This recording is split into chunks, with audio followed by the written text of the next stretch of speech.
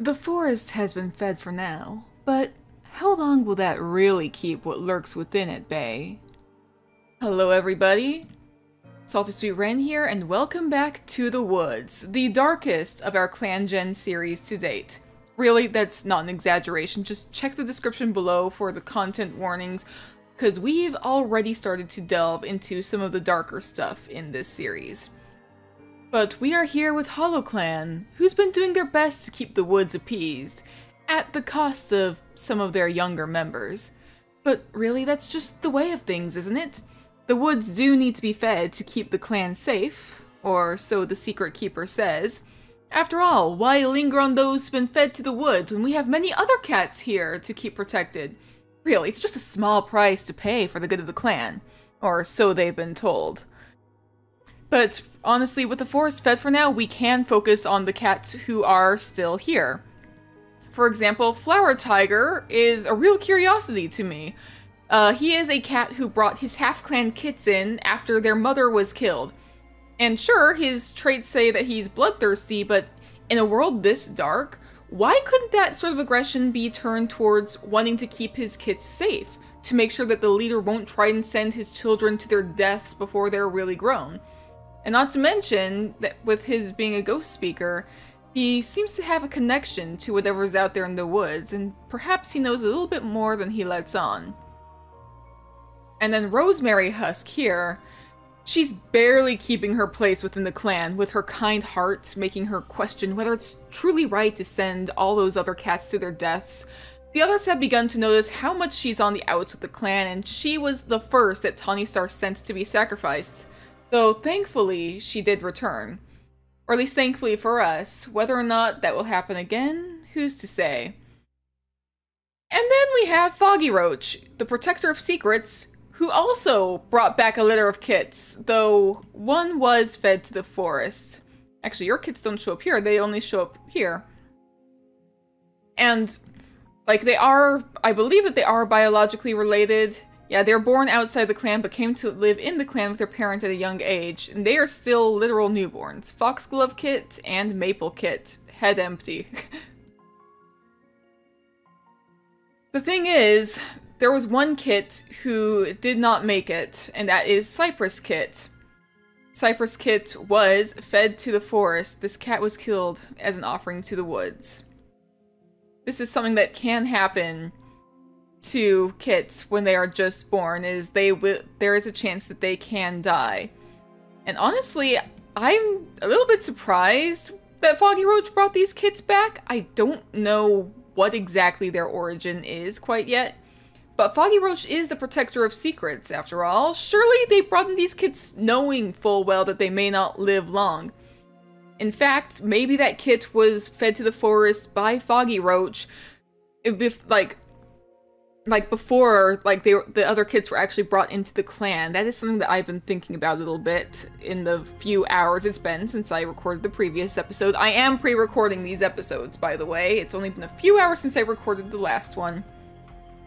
But speaking of kits, Houndstooth here is, or it said that Houndstooth was pregnant. I'm not seeing it here. I could be wrong. But yeah, Houndstooth announced that they are expecting kits. So Houndstooth should be pregnant. It's not showing up. I did change the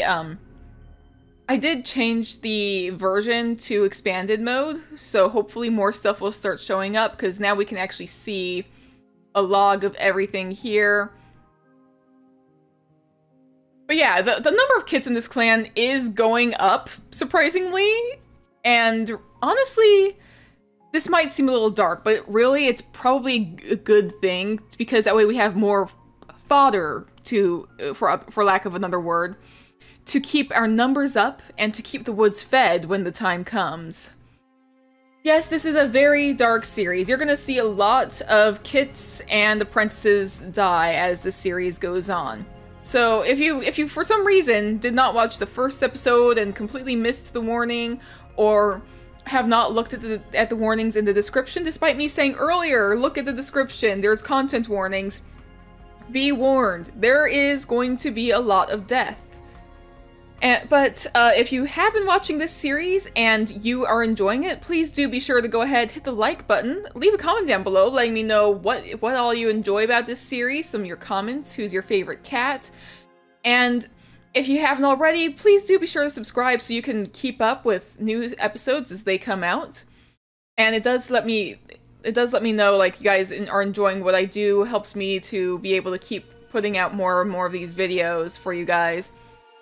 But for now, I believe that it's time to move on, and continue with the next moon. Houndtooth thinks they'll have a small litter. Okay, so probably not very many kids, if like, maybe like 1 or 2, maybe? Tawny Star fought a dog, but was barely even hurt. They're a bit bruised, but bruises are better than claw marks. Okay, okay. How is your health, by the way, Tawny Star? It does say you're injured, yes, okay. So expanded mode is in effect. Expanded mode is in play, and it says you swear that the clan is plotting against you. Oh dear. I mean, to be fair, you're not wrong. There's one cat in particular, but we're not looking at that right now.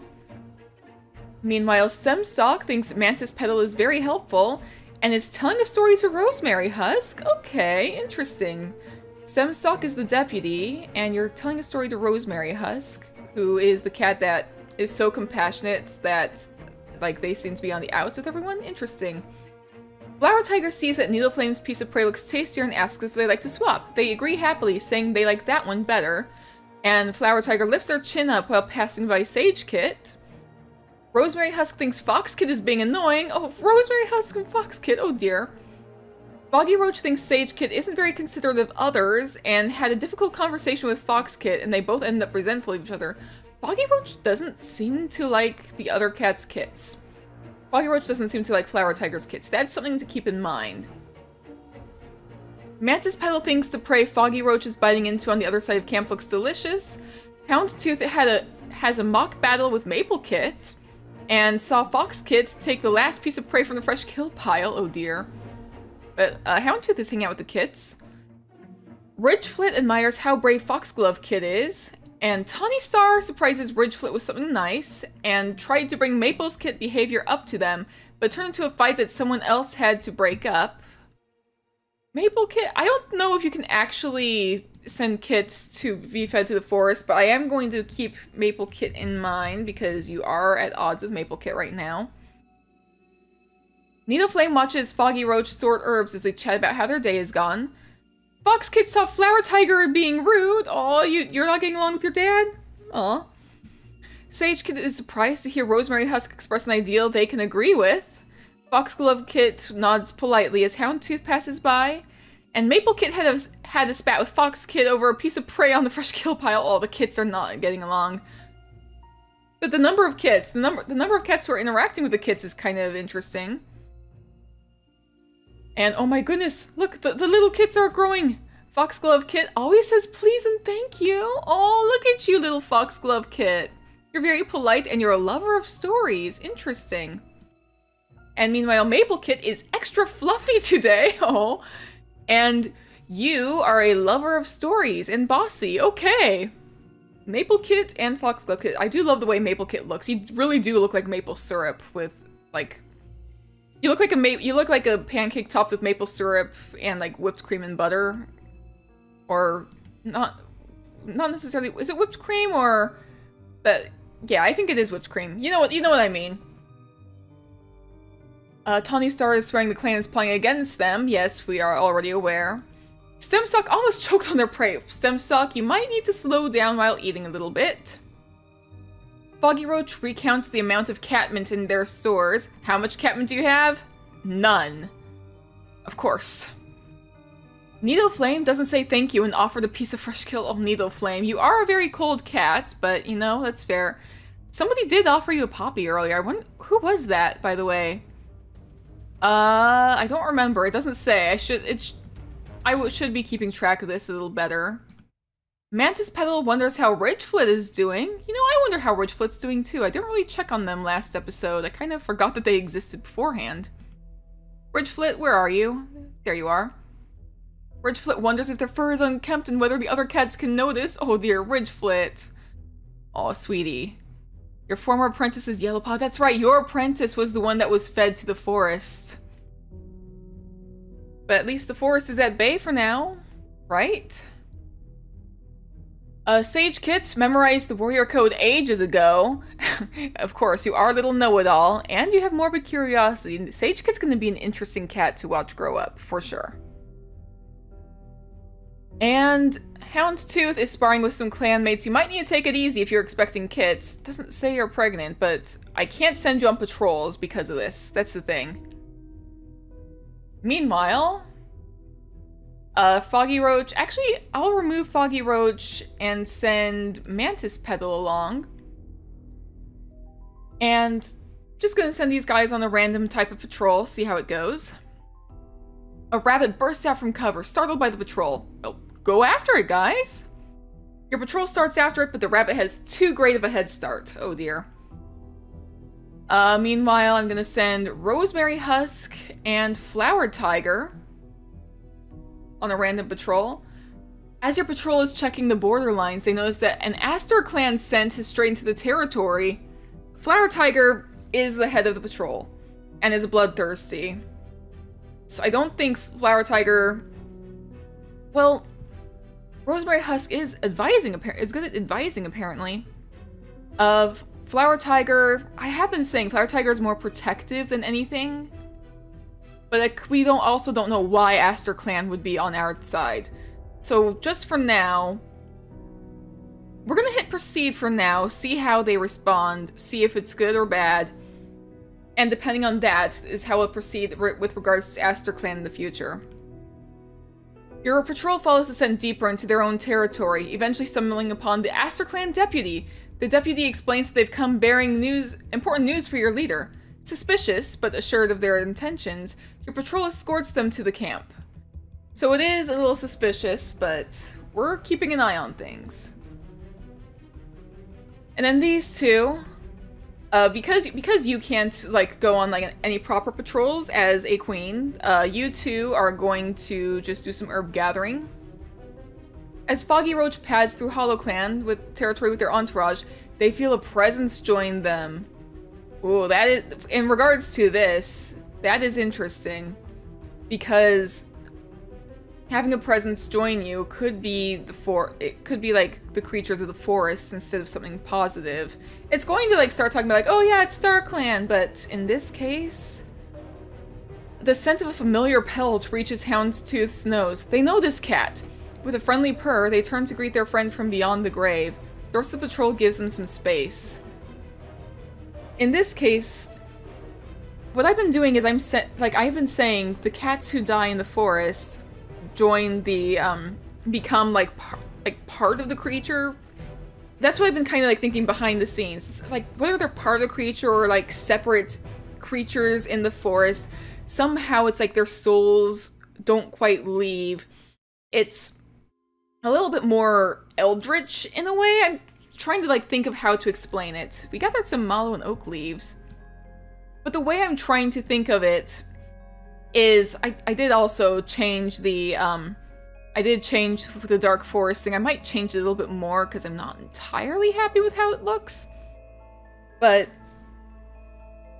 they their souls kind of linger and hunger a little bit.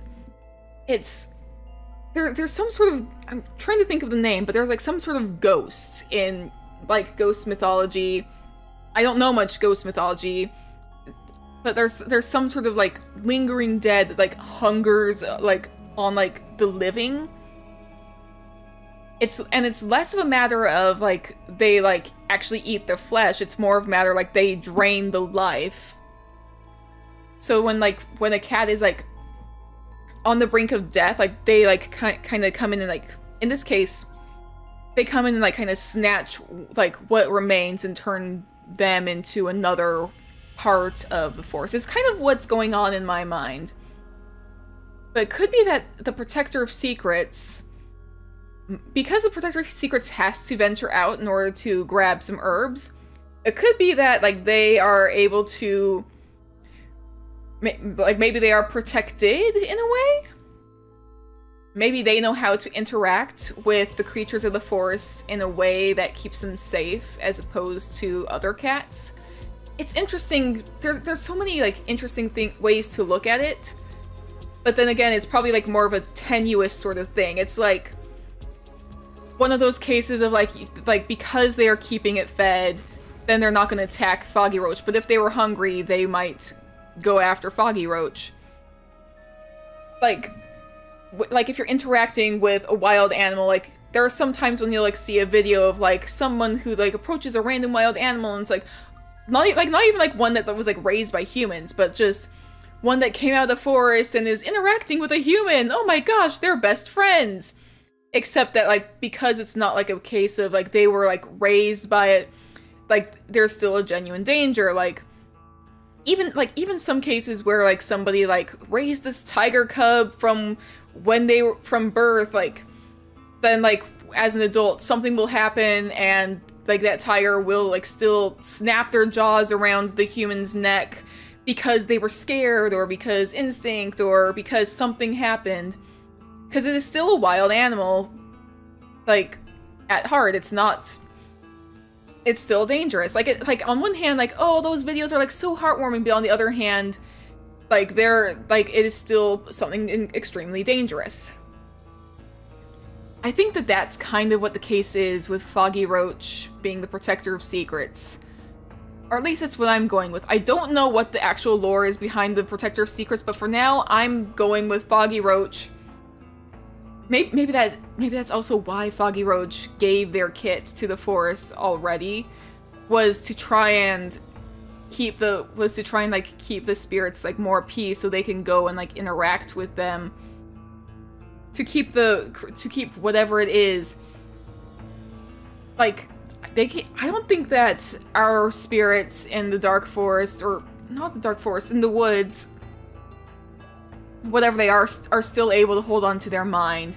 It might say like, oh, like you found a living cat that you could manipulate. You wish to feel warmth at least once. This one I could actually see because it's more of like emotional and a feeling, as opposed to like being able to actually speak or form articulate thought.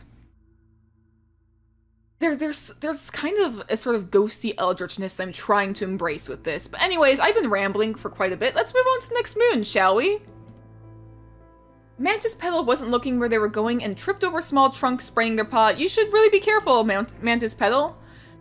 A litter of 3 kits. Houndtooth welcomes them happily and seems unperturbed by the lack of a partner in the nursery with them. Houndtooth wasn't expecting this birth to be so intensely painful. Ooh, I hope you're okay, Houndtooth. And Tawny Star's bruises are gone. Okay, okay. Got something in my eye all of a sudden. Jeez, okay. Health. Okay, yeah, all 3 are health-related. But Houndtooth had their kits. That's good. Who are your kits? We have Sand Kit, who's this little brown kit here. We have Python Kit, who is a little pale ginger kit. And we have Gorse Kit. Why are all the kits kind of ginger? Oh well. And let's see, you're sweet, you're charming, and you're quiet. You're still the kits. But we also have the rules to follow. So, you 3, I'm sorry, but the rules are the rules, and I must roll to see if you are going to still be alive. With Sandkit, I immediately rolled a 5.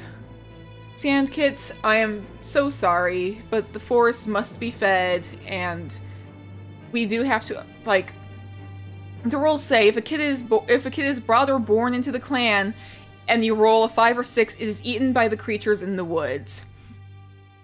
And your life is so new and so precious. You barely got to live. You're just a tiny little scrap.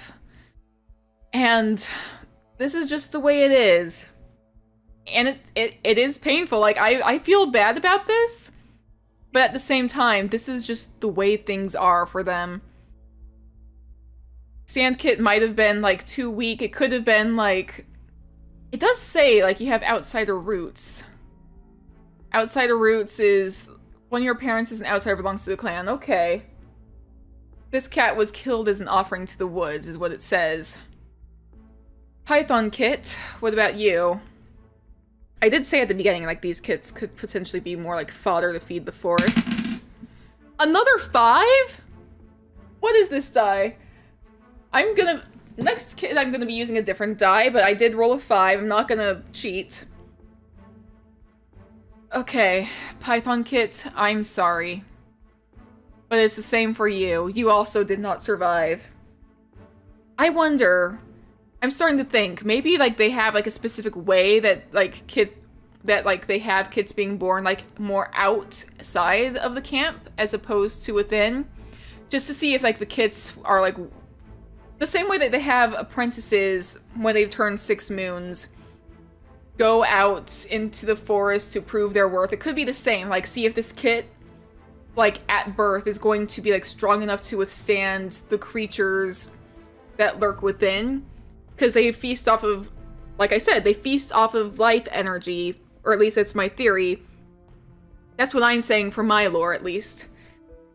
And I got the die like being kind of like shaking in my hands still. I haven't rolled it quite yet. But like with a kit being like so new, are they going to be strong enough to survive, or is their life like so fragile that they're just going to die instantly, basically? That's a 4. Gore's kit's alive. Okay.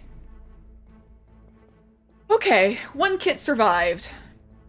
But Houndstooth, you daydream all day about an elaborate plot to make a clanmate disappear, oh boy. And you're still recovering from birth, and you're dealing with some blood loss.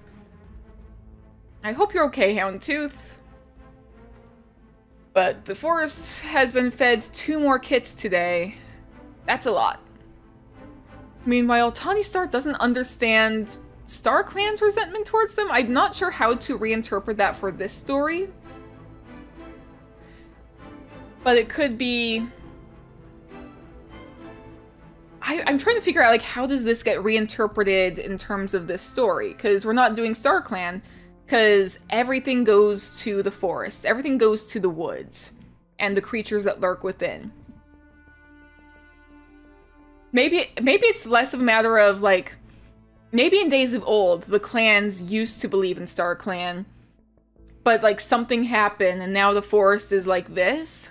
And maybe Tawny Star is wondering, like, how did things come to this? That now we have to, like, sacrifice our, like, everybody to this. Like, sure, it keeps everything safe, but... Or maybe that's just, like, the rumor, because maybe it doesn't keep everybody safe. It's a whole thing. I'm trying, like, a lot of this is just stuff I'm trying to, like, piece together in my head as I go along. So... bear with me with that stuff. Meanwhile, Stemstock wonders how Foxglove Kid is doing. I'm curious how Foxglove Kid is doing too. And Foggy Roach is thinking about, you should not be taking on a new apprentice. One of the rules is that there can only be 1 protector of secrets at a time. If you die, we can choose a random young adult to become the new one. But there can only be 1. So no apprentice for you, Foggy Roach. Meanwhile, where is Foxglove Kit? Which one was Foxglove Kit? This little Sandy Kit. Okay, you're being very patient today. Okay, that's good, that's good. Maple Kit is frightened after hearing a scary story. Oh, poor little Maple Kit. But yeah, I'm not surprised. There's a lot of scary stories to be told in Hollowclan. Flower Tiger feels a sense of dread. I don't blame you. I'm feeling a sense of dread, and I'm not even there. I'm just telling the story. Like, a lot of kids have died just in the past couple of moons because the forest has just drained their life instantly. And Flower Tiger seems to know things are not as they seem. Rosemary Husk is wondering what Tawny Star is thinking. Yeah, I kind of wonder too. That's a good thing to think about, Rosemary Husk. What is Tawny Star thinking, really? Ridgeflit goes to help a kid that has stumbled over their own paws. Aww. At least you're good at taking care of the kits. Stemstock I've already talked to or looked at. Where is Mantis Petal? I'm not seeing Mantis Petal. Fox Kid is pestering older cats to play with them. Mantis Petal's injured. Is wondering if they would be a good swimmer. I don't know. Probably not right now because you were injured, but maybe in the future. But meanwhile, there's not a lot of cats who can go on patrols. I'm gonna send Ridgeflit, Needle Flame, and Rosemary Husk on a patrol. Flower Tiger technically counts as a queen because you're taking care of kits. So I'll send you with Foggy Roach. But anyways, these three summon skitters across the leaf litter, catching the patrol's eyes. Oh, the lizard! Oh, good, good. Catch it, catch it. The lizard drops its tail and Needleflame dives for it while Ridgeflit pounces for the lizard. Surely this counts for 2 catches? Neither of them cares much and it's a happy afternoon hunting together. Nice. Okay, so you got a little lizard and you got a lizard tail. Nice.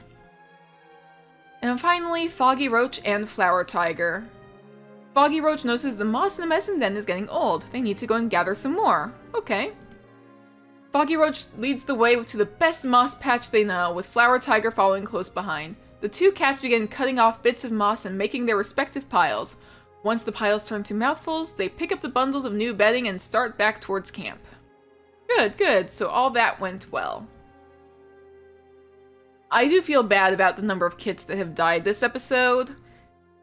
Like, if I go into here, half of this is all just apprentices and kits. Like, sure, this is like the guy that's supposed to lead cats into the woods. This is like the origin of it all. But still, just look at that. That's crazy.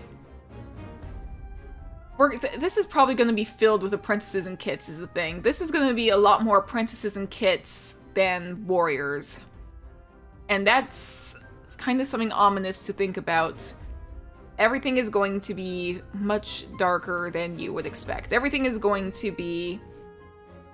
I am at a loss for words. At the very least, we have 4 kits in the clan. So... or no, we have 5 kits technically. Yeah, we have Gore's kit. Gore's kit's too small to actually show up right now. But hey, that means that these 5 have a good chance of making it to apprenticeship. So, who knows? Out of these 5, hopefully they survive being sent into the woods when they become old enough. How old are you? Sage Kit and Fox Kit, next episode. These 2 will be sent to take a look at the forest for the first time. You 2 they will be sent separately too. They are going to be sent on their own, and they're going to be sent separately to like face the woods and see if they survive. But that's next episode. For now, I'm going to wrap things up. So guys, once again, thank you all so much for joining me for this episode of The Woods. I know it's much darker than my usual, but you all seem to have enjoyed the first episode, at least so far. I hope that you continue to enjoy this series. And if you do, please do be sure to go ahead, hit the like button, leave a comment down below, let me know any of your thoughts, any ideas that you have for this series, or anything that you want to see from this, any of your thoughts on my lore, if you want to build off of it, if there's something that you think that's a little different, if you have any theories that may or may not wind up becoming true, who knows.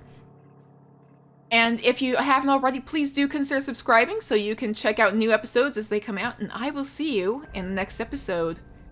Stay safe out there, everybody. Brutal soul and a bloody red soul had he. He called for his meat and his gun so cold, and he called for his little pigs 3. Now every piggy had a razor blade and sharpened it with glee. Oh, far and near, they all learned fear from King Cole and his little pigs 3. Factories churn, bodies burn, stars are shining bright.